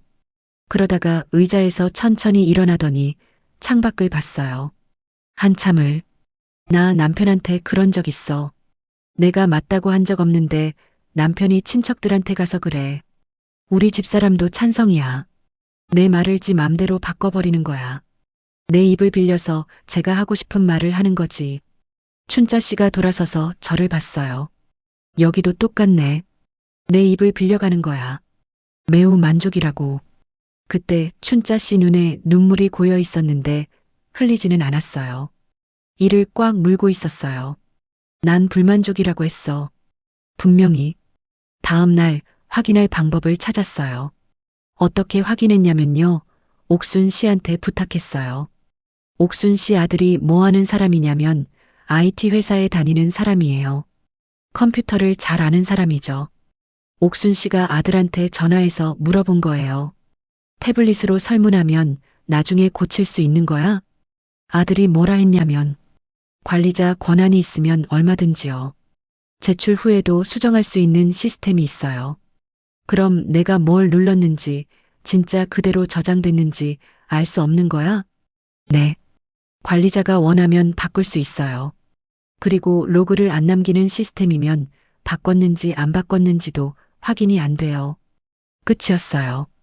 우리가 뭘 눌렀든 그쪽에서 바꿀 수 있고 바꿨는지 안 바꿨는지 증거도 안 남는다. 그 말은 뭐예요? 처음부터 우리 의견은 필요 없었다는 거예요. 필요한 건 만족도 95%라는 숫자였어요. 그 숫자를 투자자한테 보여주고 홈페이지에 올리고 다음 입주민한테 보여주고 보세요. 입주민 95%가 매우 만족합니다. 그 한 줄을 만들기 위해서 우리한테 태블릿을 쥐어준 거예요. 그날 저녁에 넷이 모였어요. 저, 순떡 언니, 춘자 씨, 최영남 어르신. 최영남 어르신은 리스트 얘기 듣고 관리실에 쳐들어갔던 그 불같은 분. 설문조작 얘기를 듣더니 주먹으로 탁자를 치셨어요. 이런 놈들이. 어르신, 조용히 하세요. 들려요. 순덕 언니가 말렸어요. 들리면 어때? 도둑놈들인데. 화낸다고 바뀌는 거 없어요. 우리 아까 그 얘기 했잖아요. 최영남 어르신이 입을 다물었어요. 화가 안 가라앉은 게 얼굴에 보였지만 순덕 언니 말이 맞다는 건 아시는 거예요. 저는 거기서 이 말을 했어요. 이 말이 그날의 핵심이었어요. 우리 감정 말고 기록을 남기자. 다들 저를 봤어요. 화를 내면 우리만 손해야. 문제 입주민 딱지가 더 굳어지는 거지. 근데 기록은 달라. 날짜, 시간, 누가 뭐라고 했는지. 그걸 모으면 감정이 아니라 사실이 되는 거야. 순덕 언니가 고개를 끄덕였어요. 맞아. 느낌으로 가면 져. 어르신들 예민하시니까 한마디면 끝이야. 춘자 씨가 조용히 말했어요. 나 일기 쓸 수 있어. 매일. 최영남 어르신이 팔짱을 끼더니 그러셨어요. 좋아. 그래. 내가 어딜 좀 다녀봤지만 증거 없으면 말짱 도루묵이야. 그래, 적자. 다 적자. 그날 밤부터 우리는 기록하기 시작했어요. 노트를 한 권씩 샀어요. 매점에서 작은 노트, 겉에 꽃무늬가 있는 1,000원짜리 노트. 감정은 안 적었어요. 화가 났다, 억울했다, 이런 거 안 적었어요.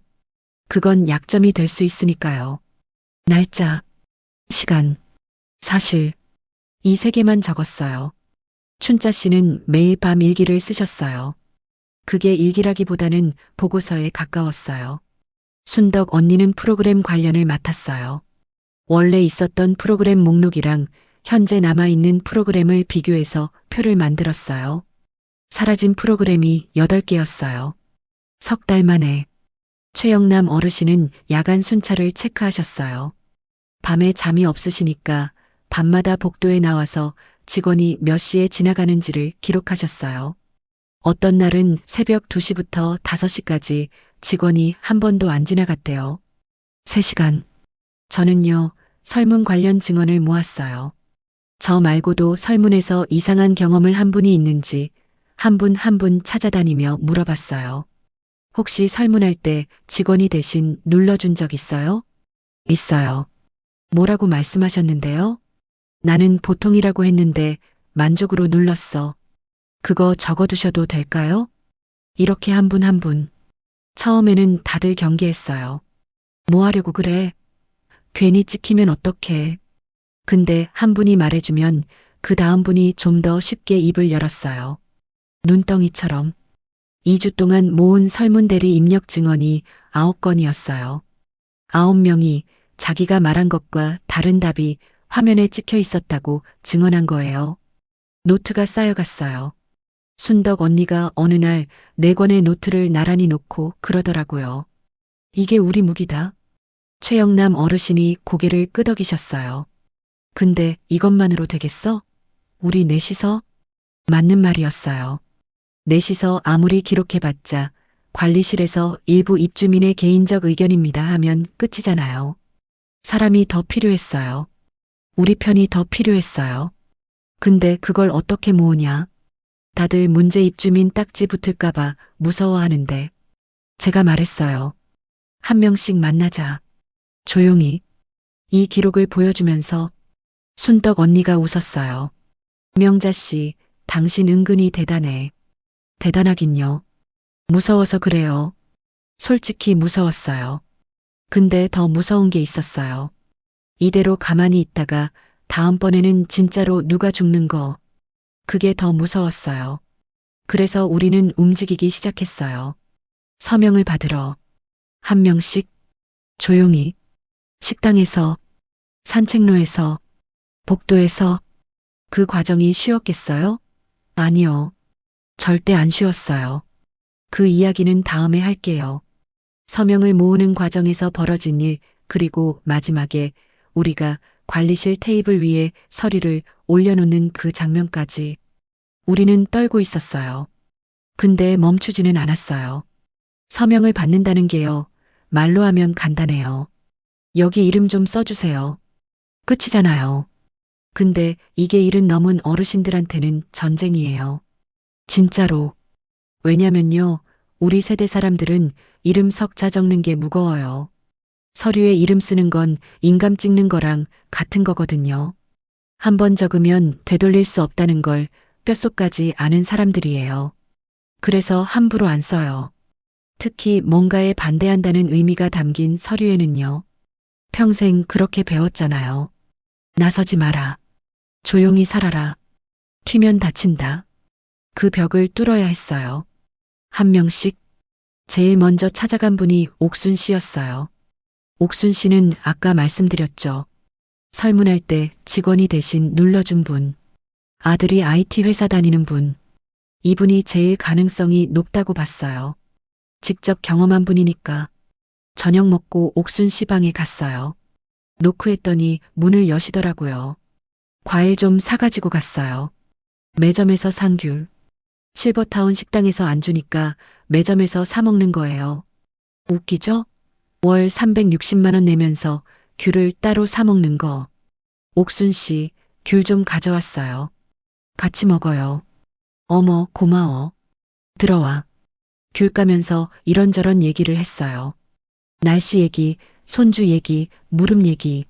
한 20분쯤 수다를 떨었어요. 그러다가 제가 슬쩍 꺼냈어요. 옥순 씨, 저번에 만족도 조사 있었잖아요. 응. 그때 직원이 대신 눌러줬다고 했잖아요. 응. 옥순 씨가 보통이라고 했는데 만족으로 눌렀다고. 옥순 씨 손이 멈췄어요. 귤 까다가. 그거 왜? 우리가 지금 기록을 모으고 있어요. 날짜, 시간, 무슨 일이 있었는지. 나중에 관리실에 정식으로 요구하려고. 요구? 뭘? 야간 인력 늘려달라. 119 직접 신고 가능하게 해달라. 설문 조작하지 말라. 이런 것들. 옥순 씨가 귤을 내려놓더니 한참 동안 말이 없었어요. 명자 씨. 네. 나 여기서 그냥 조용히 살고 싶어. 예상한 대답이었어요. 안 놀랐어요.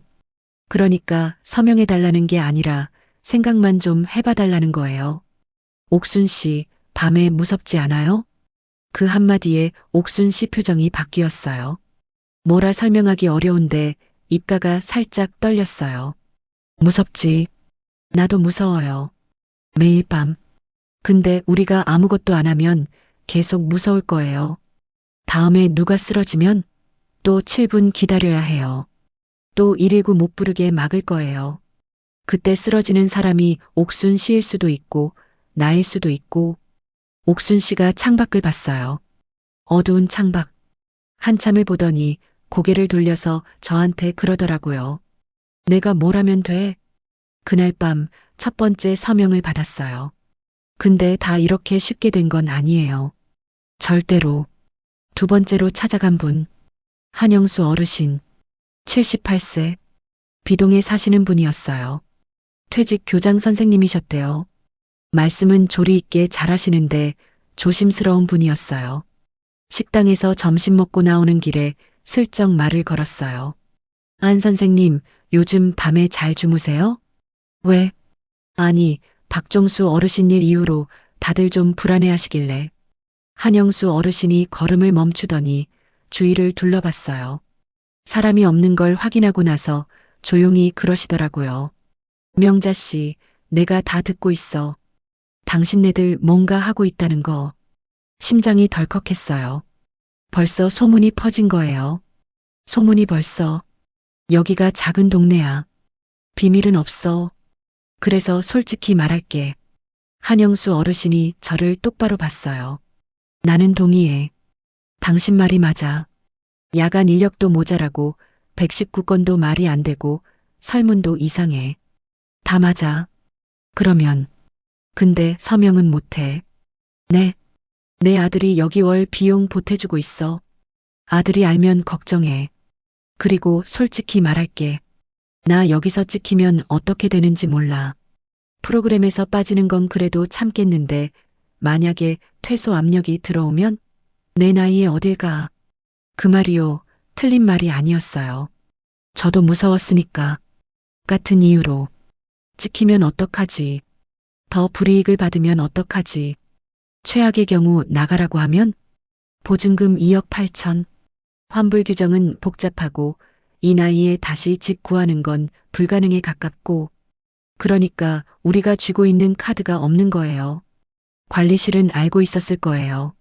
우리가 못 나간다는 걸, 갈 곳이 없다는 걸. 그래서 저렇게 나오는 거예요.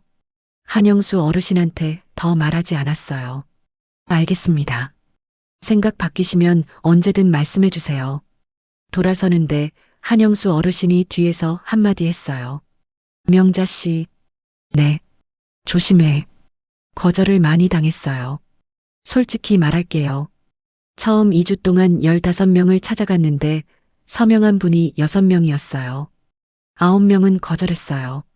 거절 이유가 다 비슷했어요. 나는 조용히 살래. 찍히면 어떡해. 내 나이에 싸움은 못해.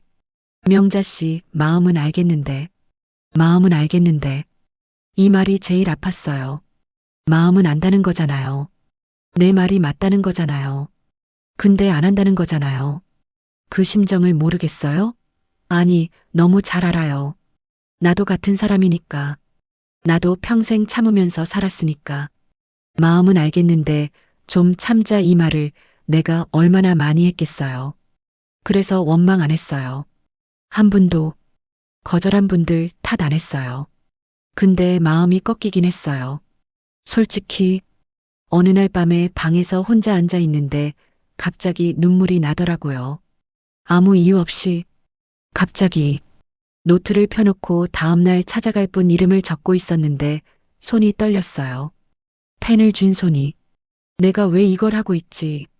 그 생각이 들었어요. 75이에요. 남은 인생이 얼마나 된다고. 10년? 5년? 아무도 몰라요. 그 남은 시간에 이 싸움을 해야 하나? 그냥 조용히 밥 먹고 산책하고 텔레비전 보면서 살면 안 되나? 한영수 어르신 말이 맞을 수도 있어요. 찍히면 더 힘들어지는 거예요. 지금 이 정도도 힘든데 더 힘들어지면 내가 버틸 수 있을까? 그 밤에 아들한테 전화할 뻔했어요. 엄마 힘들어. 나가고 싶어. 목까지 올라왔어요. 그 말이. 전화기를 들었다가 내려놓고 들었다가 내려놓고 3번을 그랬어요. 결국 안 했어요. 안 한 이유가요. 자존심 때문이 아니었어요. 아들한테 짐 되기 싫어서도 아니었어요. 그때는 그런 거 생각할 여유가 없었어요. 그냥 춘자 씨 얼굴이 떠올랐어요. 여기서도 입 다물고 살아야 해? 그 말, 그 눈빛. 전화기를 내려놨어요. 이불을 덮었어요. 내일도 해야지. 전환점이 된 건 오히려 예상 못한 분 때문이었어요. 김복래 씨, 81살, 어동 2층에 사시는 분. 이분은 평소에 존재감이 거의 없는 분이었어요. 식당에서도 맨 구석에 혼자 앉고 프로그램에도 안 나오시고 산책도 혼자 하시고 말수가 극도로 적어서 저도 인사 정도만 하고 지낸 분이었어요. 이분을 찾아간 건 솔직히 기대가 없어서였어요. 어차피 거절당할 거 한 분이라도 더 만나보자 하는 심정으로 간 거예요. 방에 노크했어요. 문이 열렸는데 김복래 씨가 저를 보더니 살짝 놀라시더라고요. 찾아온 사람이 없었나 봐요. 김 선생님, 잠깐 얘기 좀 할 수 있을까요? 들어와. 방이 깔끔했어요. 물건이 거의 없었어요. 사진 한 장이 책상 위에 있었는데 남편분인 것 같았어요. 영정 사진은 아닌데 오래된 사진. 자리에 앉아서 설명을 했어요. 우리가 뭘 하고 있는지, 왜 하는지, 기록을 모으고 있다는 것, 서명을 받고 있다는 것. 김복래 씨가 내내 아무 말 없이 듣고 있었어요. 표정도 안 변하고. 그래서 이분도 안 되겠구나 했어요. 설명을 다 하고 나서 제가 말했어요. 부담 안 가지셔도 돼요. 생각만 해보세요.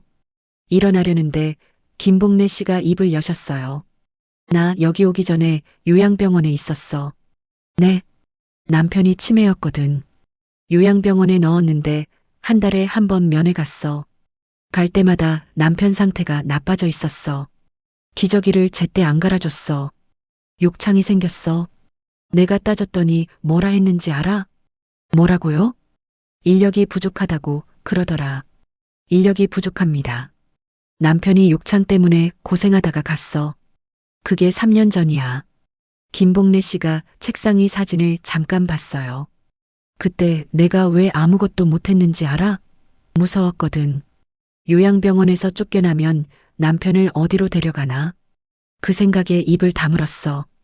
욕창을 보면서도 남편이 죽고 나서 매일 생각했어. 그때 내가 소리를 질렀으면, 내가 싸웠으면 남편이 좀 더 편하게 갔을까? 김복래 씨가 저를 봤어요. 그 조용한 눈. 여기서 또 그러긴 싫어. 어디 적으면 돼? 그날 이후로 뭔가 바뀌었어요. 김복래 씨가 서명한 게 알려지면서 사람들이 좀 달라졌거든요. 김복래 씨가 원래 조용한 분이잖아요. 불만을 말한 적도 없고 민원을 넣은 적도 없는 분. 그분이 서명을 했다는 건 이게 불만 많은 사람들의 난리가 아니라 진짜 문제라는 뜻이었으니까. 김복래 씨도 했대? 그 조용한 분이? 그분이 했으면 진짜인가 보네. 한 명이 2명이 됐고 2명이 5명이 됐고 재밌는 게요. 처음에 거절했던 분들이 다시 찾아왔어요. 명자 씨, 나도 할게. 생각이 바뀌었어? 아니, 바뀐 게 아니라 원래 하고 싶었어. 근데 무서웠어. 나 혼자만 하는 것 같아서. 혼자가 아니라는 걸 알면 사람이 달라지더라고요. 한영수 어르신도 오셨어요. 그 조심스러운 퇴직 교장 선생님. 어느 날 저녁에 저한테 오셔서 그러시더라고요. 김명자 씨. 네. 나도 적을게. 정말요? 교장을 했던 사람이 학생들한테 정의롭게 살아라 해놓고 정작 본인은 무서워서 도장도 못 찍으면 되겠어? 그 말에 울컥했어요. 코가 시큰했어요. 그로부터 한 달이 걸렸어요. 정확히 한 달. 서명을 받은 분이 41명이었어요. 41명. 전체 입주민 73명 중에 41명. 절반이 넘었어요. 노트 4권에 적어놓은 기록. 응급벨 응답시간 데이터. 취소된 프로그램 목록. 식단 사진. 설문 대리 입력 증언 9건. 야간 순찰 기록. 그리고 41명의 서명. 순덕 언니가 그걸 다 테이블에 펼쳐놓고 그러더라고요. 이거면 되겠지? 최영남 어르신이 고개를 끄덕이셨어요. 됐어. 이 정도면 말이 돼.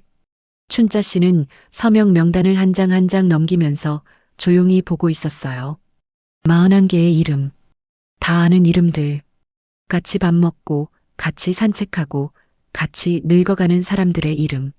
저는 그 이름들을 보면서 생각했어요. 이분들이 얼마나 무서웠을까?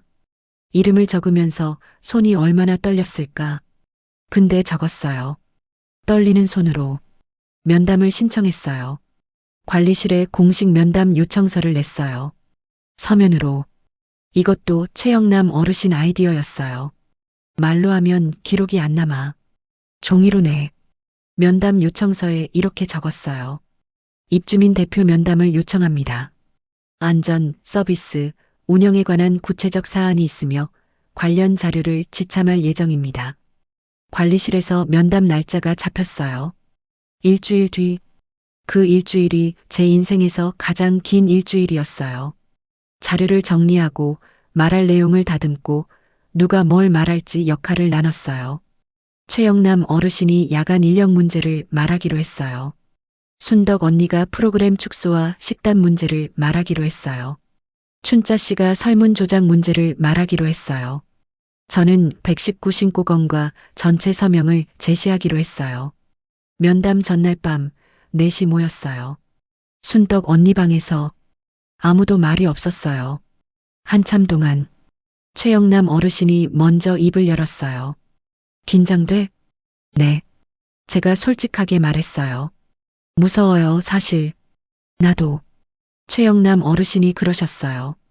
80이 넘은 어르신이. 나도 무섭다고. 순덕 언니가 손을 내밀었어요. 테이블 가운데로. 무서워도 같이 가면 되지. 춘자 씨가 그 위에 손을 올렸어요. 제가 올렸어요.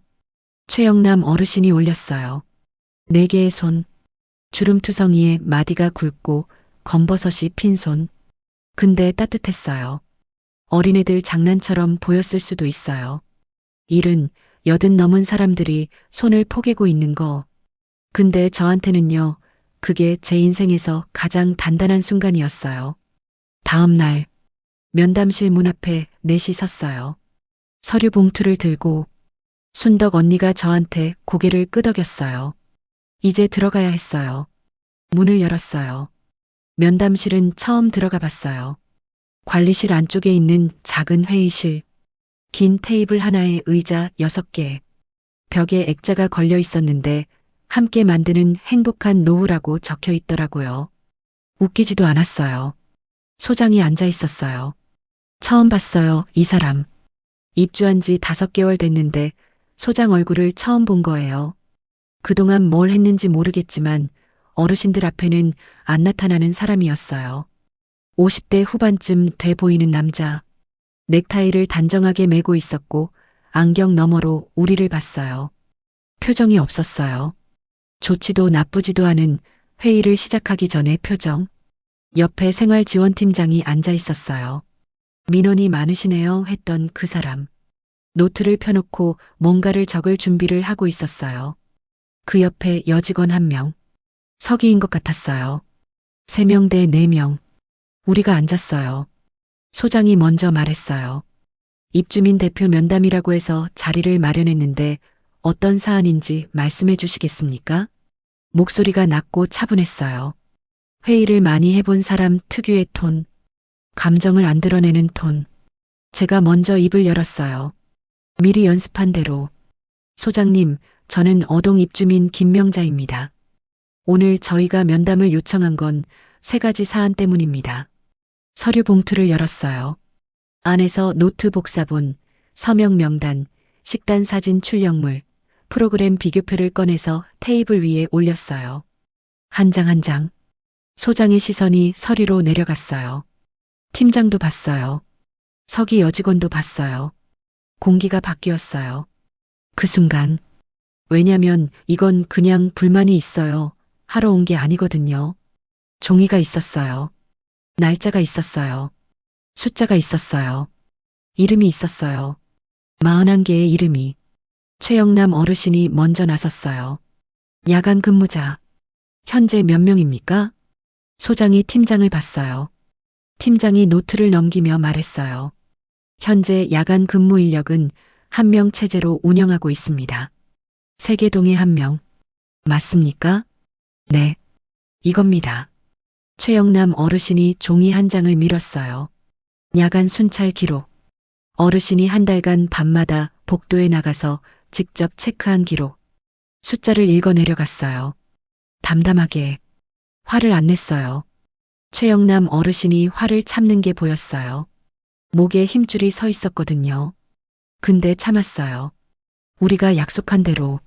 7월 14일 박종수 어르신이 쓰러졌을 때 응급벨을 눌렀습니다.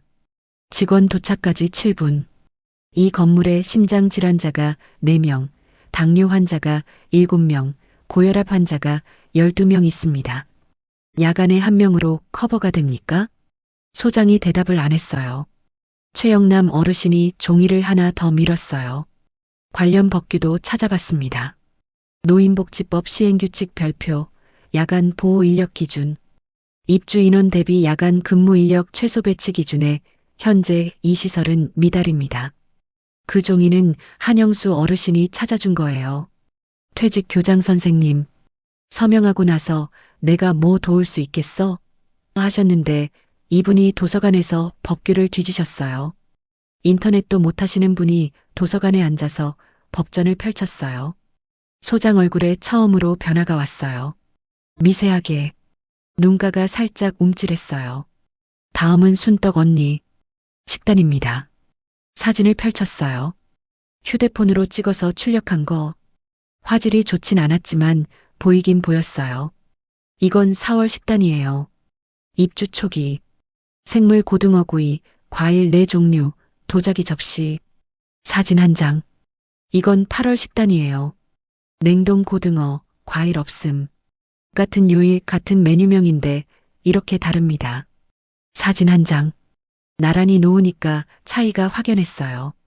프로그램입니다. 표를 꺼냈어요. 강순덕 씨가 직접 만든 비교표.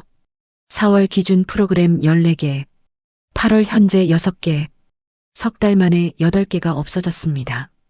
운영상 조정이라는 이유로. 순덕 언니가 소장을 봤어요. 저희가 계약할 때 받은 시설 안내서 있잖아요. 거기 프로그램 목록이 적혀 있어요. 그걸 보고 입주를 결정한 분들이 많습니다. 그건 일종의 약속 아닙니까? 팀장이 끼어들었어요. 프로그램은 참여율에 따라 조정될 수 있고 계약서에도 운영 상황에 따라 변경될 수 있다. 그 조항 말씀이시죠? 순덕 언니가 바로 받아쳤어요. 네, 저도 읽었어요. 근데 그 조항이 무제한 축소를 허용한다는 뜻은 아닐 겁니다. 극단적으로 말하면 밥도 운영 상황에 따라 안 줄 수 있다는 뜻이에요? 팀장이 입을 다물었어요. 그 다음은 이춘자 씨. 이분이 말할 차례가 됐을 때 솔직히 걱정이 좀 됐어요. 춘자 씨가 원래 조용한 분이잖아요. 사람 앞에서 말하는 걸 어려워하시는 분. 전날 밤에도 내가 잘할 수 있을까 하셨거든요. 근데요. 춘자 씨가 입을 열었을 때 목소리가 떨리지 않았어요. 만족도 조사건입니다. 종이를 꺼냈어요. 증언 모음. 8월 첫째 주 설문에서 직원이 태블릿을 대신 조작한 사례가 9건 확인됐습니다. 한 건씩 읽었어요. 정옥순 씨, 보통이라고 말했는데 만족이 체크됨. 박 기자 씨, 불만족이라고 말했는데 보통이 체크됨. 송인숙 씨, 직원이 아예 물어보지 않고 혼자서 전부 체크함. 소장이 팀장을 봤어요. 팀장 얼굴이 하얘졌어요. 입술을 깨물고 있었어요. 춘자 씨가 마지막으로 이렇게 말했어요. 제가 직접 불만족을 눌렀습니다. 그런데 설문 종료 후 관리실에서 결과를 수정하는 장면이 목격됐습니다. 소장의 펜이 멈췄어요. 뭔가를 적고 있었는데 손이 멈춘 거예요. 누가 목격했습니까? 강순덕 입주민입니다. 순덕 언니가 고개를 끄덕였어요. 제가 봤습니다. 관리실 문이 열려 있었고 직원 2명이 태블릿을 들고 결과를 수정하고 있었습니다. 이건 보통으로 올려, 이건 만족으로 바꿔도 되지? 이 대화를 들었습니다. 면담실이 조용해졌어요. 서기 여직원이 펜을 멈추고 팀장을 봤어요. 팀장은 테이블만 보고 있었어요. 마지막으로 제 차례. 소장님. 네. 7월 14일 밤 박종수 어르신이 쓰러졌을 때 저는 119에 신고하려 했습니다. 직원이 제 손을 잡고 말했습니다. 직접 신고는 안 됩니다. 기관 통해야 합니다. 사람이 바닥에 쓰러져 있는데 119 전화를 막았습니다. 소장 표정에 처음으로 금이 갔어요. 눈이 살짝 커진 거예요. 몰랐던 건지 알고도 넘어간 건지 그건 모르겠어요. 그리고 구급차가 도착했을 때 정문이 열리지 않았습니다. 출입 절차 확인 때문이라고 했습니다. 구급차가 정문 앞에서 약 3분간 대기했습니다. 종이를 한 장 더 밀었어요. 이건 41명의 서명입니다. 41개의 이름이 적힌 종이. 2장짜리. 이름, 호실, 날짜. 전체 입주민 73명 중 41명이 서명했습니다. 절반이 넘습니다.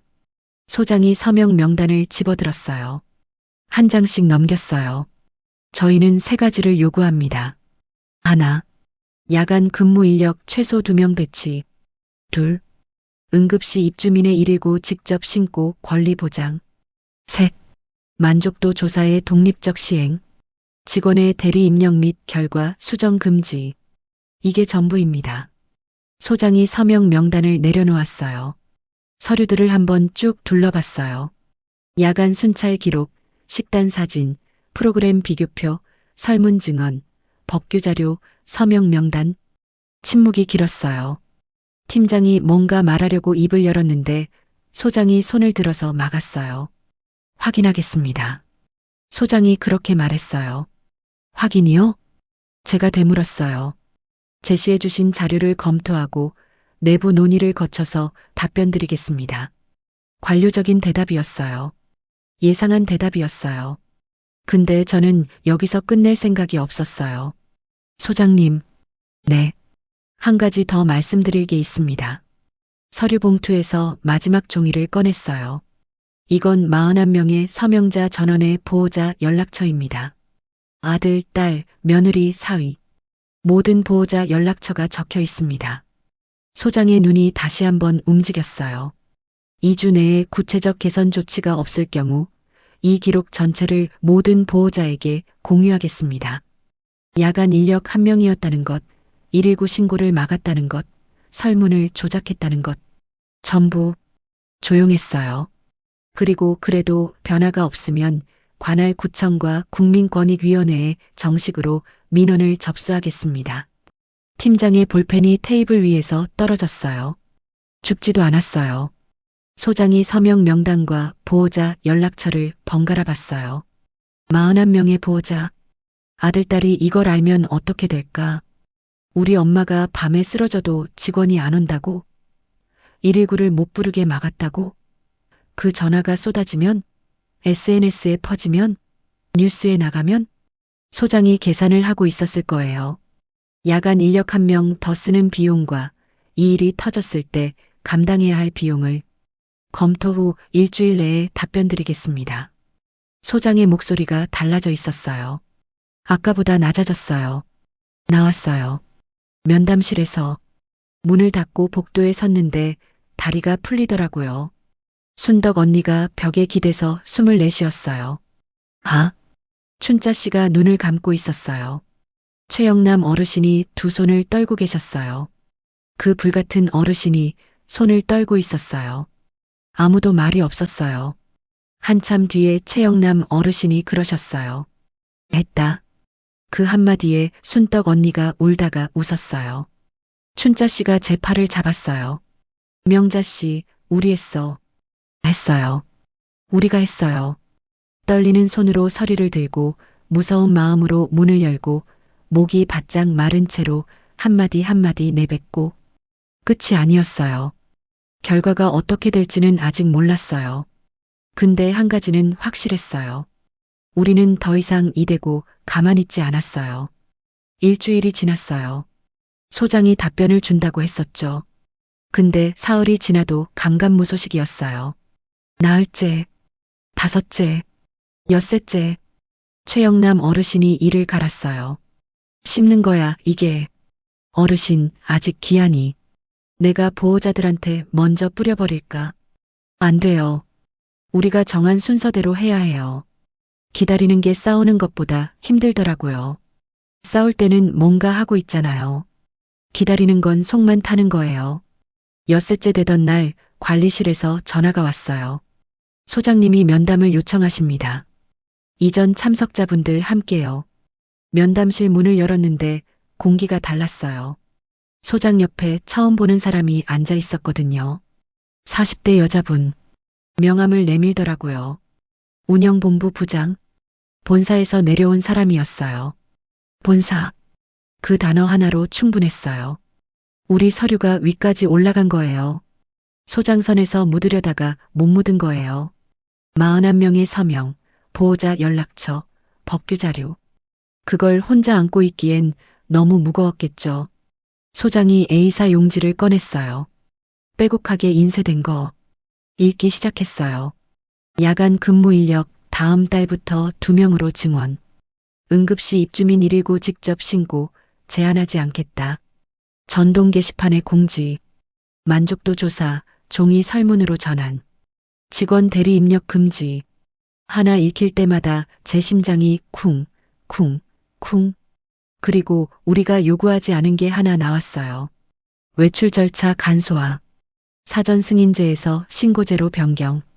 스스로 내놓은 거예요. 보호자한테 기록이 퍼지는 게 그만큼 무서웠겠죠. 운영본부 부장이 말했어요. 본사 차원에서 전 지점 운영 점검을 실시할 예정입니다. 전 지점? 우리 한 곳이 아니라 전체를 들여다보겠다는 거. 그 말이 진심인지는 모르겠어요. 근데 입 밖에 나온 말은 주워 담을 수 없잖아요. 면담실에서 나왔어요. 복도에 서는데 다리가 풀렸어요. 순덕 언니가 벽에 기대서 숨을 크게 내쉬었어요. 최영남 어르신이 두 손을 떨고 계셨어요. 그 불같은 어르신이 춘자 씨가 벽에 기대서 조용히 울고 있었어요. 춘자 씨, 왜 울어? 몰라. 그냥 나와. 저는 안 울었어요. 울고 싶었는데 안 나왔어요.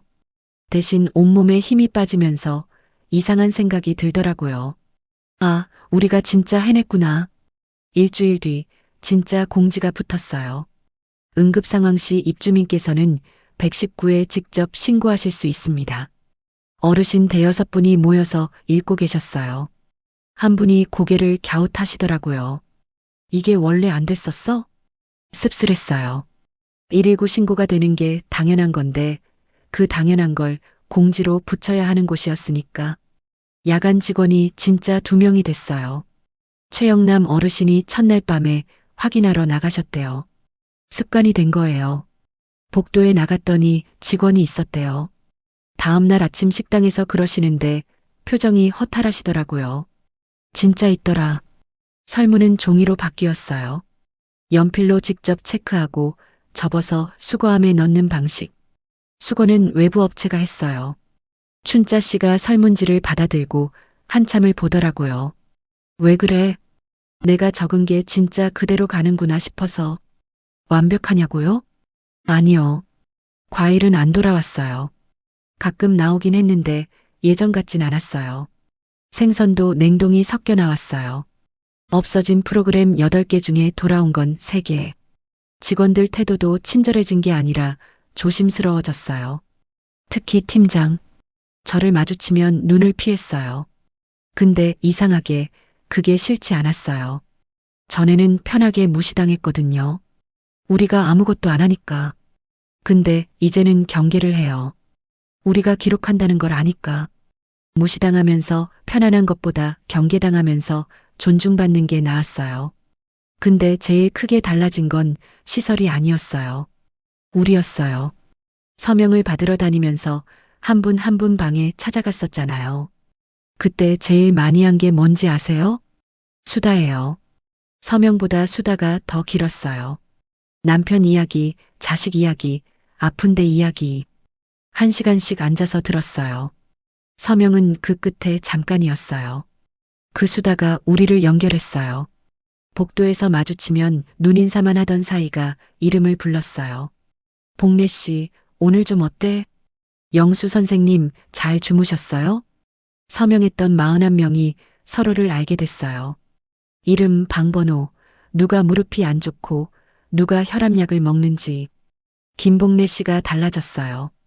혼자 밥 먹고 혼자 산책하던 분이 서예반에 나오기 시작했어요. 춘자 씨 옆에 앉아서 붓을 잡으셨는데 글씨를 잘못 써서 먹물이 튀었대요. 웃었대요. 그게 웃겨서 3년 전 남편을 보내고 웃어본 적 없던 분이 먹물이 튀어서 웃었대요. 저한테는 야간 인력 2명으로 늘어난 것보다 그게 더 큰 변화였어요.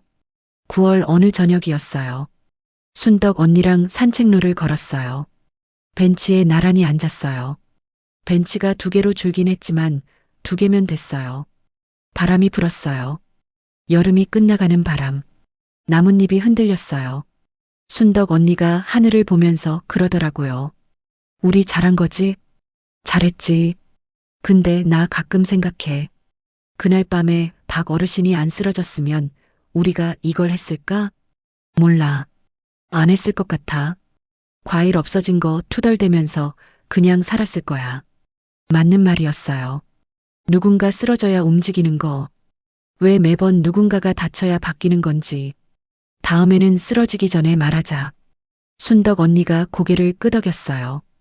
6월에 창밖을 보면서 예쁜 게 안 보인다고 했었잖아요. 그날은 보이더라고요. 나뭇잎이. 그런데 지금까지 이 이야기를 왜 하냐고요? 다 지난 일인데, 해결도 됐는데, 그냥 넘어가면 안 되냐고. 안 돼요. 왜냐면 이건 우리 얘기만이 아니거든요. 지금 이 나라에 실버타운이 몇 개인지 아세요? 요양원이 몇 개인지 아세요? 거기에 계신 어르신이 몇 분인지 아세요?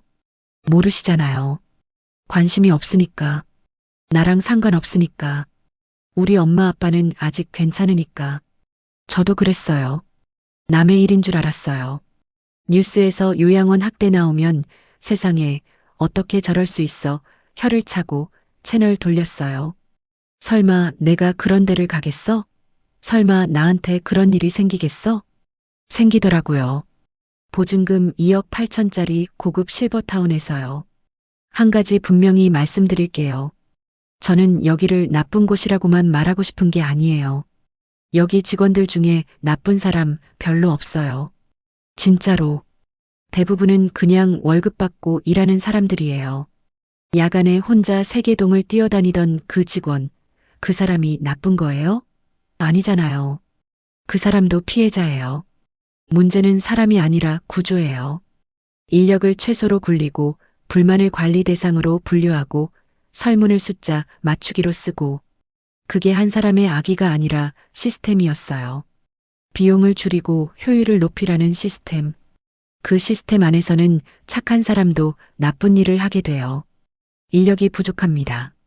김복래 씨 남편이 요양병원에서 욕창으로 고생할 때 들었던 말. 박종수 어르신이 복도에서 쓰러졌을 때 들었던 말. 똑같은 말이에요. 10년 전에도 그 말이었고 지금도 그 말이에요. 그 말 한마디로 모든 게 면제가 돼요. 사람이 아파도 다쳐도 죽어도 인력이 부족합니다. 그러면 끝이에요. 그게 말이 돼요? 우리 아이들 세대한테 하고 싶은 말이 있어요. 부모를 시설에 보내는 거 잘못이 아니에요. 정말이에요. 저도 스스로 선택해서 왔어요. 아이들한테 짐이 되기 싫어서. 그 마음은 지금도 변함없어요. 아들한테 주말마다 오라고 하고 싶지 않아요. 딸한테 미국에서 돌아오라고 하고 싶지 않아요. 아이들은 아이들 인생이 있으니까. 근데 보내놓고 잊으면 안 돼요. 거기 좋지? 전화 한 통으로 끝내면 안 돼요. 가끔은 와서 보세요. 예고 없이. 밤에도 한번. 직원이 몇 명 있는지, 밥은 어떻게 나오는지, 어머니 아버지 표정이 어떤지. 전화기 너무 좋아. 걱정 마. 그 말 뒤에 뭐가 있는지. 우리 세대가 원래 그래요. 속이 터져도 괜찮아 그래요. 아이들 걱정시키기 싫으니까. 평생을 그렇게 살았으니까. 그 괜찮아를 그대로 믿지 마세요. 한 번만 더 물어봐 주세요. 엄마, 진짜 괜찮아? 그 한마디면 돼요. 시작? 누가 시작이었을까 생각해 봤어요. 저? 아니에요. 그날 밤 복도에서 쓰러진 박 어르신이 시작이었을 수도 있고, 배를 누르고 7분을 기다린 그 시간이 시작이었을 수도 있고, 직접 신고는 안 됩니다라는 그 한마디가 시작이었을 수도 있고, 아니면 그보다 더 전. 춘자 씨가 남편한테 평생 입을 다물고 살았던 그 세월이 시작이었을 수도 있고, 김복래 씨가 남편 욕창을 보면서도 아무 말 못했던 그 후회가 시작이었을 수도 있고, 우리 각자의 시작이 모여서 하나가 된 거예요. 혼자였으면 못했어요. 단언할 수 있어요. 저 혼자였으면 관리실에서 민원이 많으시네요. 그 한마디 듣고 방에 돌아가서 입을 뒤집어 썼을 거예요. 억울하지만 참았을 거예요. 평생 그래왔으니까. 근데 옆에 사람이 있었어요. 우리가 뭔데 이런 취급을 받아야 하는 거야. 그 한마디가 등을 밀어줬던 거예요. 마지막으로 이 말만 하고 끝낼게요. 고급이라고 다 안전한 거 아닙니다. 비싸다고 다 좋은 거 아닙니다. 시설이 아무리 좋아도, 건물이 아무리 번듯해도, 로비에 편백나무 향이 나도, 식당이 호텔 같아도, 거기 안에 있는 사람들이 목소리를 못 내면 아무 소용없어요. 노후는 시설이 책임져 주는 게 아닙니다. 법이 지켜주는 것도 아닙니다. 가만히 있으면 아무도 안 지켜줘요. 우리가 서로를 지킬 때 비로소 안전해지는 겁니다. 요즘 밤에 잠이 잘 와요. 전에는 깜깜한 천장 보면서 무서웠는데 요즘은 좀 나아요. 옆방에서 이춘자 씨 기침 소리가 들리면 아, 춘자 씨도 깨어있구나 하고, 복도에서 직원 발자국 소리가 들리면 오늘도 있구나 하고, 완벽하지 않아요. 여전히. 과일은 가끔 나오고 생선은 냉동이 섞이고 직원들은 우리를 좀 경계하고, 근데 달라요. 우리가 달라졌으니까. 밤이 와도 덜 무서워요. 내가 쓰러지면 옆방 문을 두드릴 수 있다는 거. 저는 김명자입니다. 올해 75. 그리고 저와 우리는 약자가 아니었습니다. 이제 항상 함께 할 거니까요. 시청해 주셔서 감사합니다.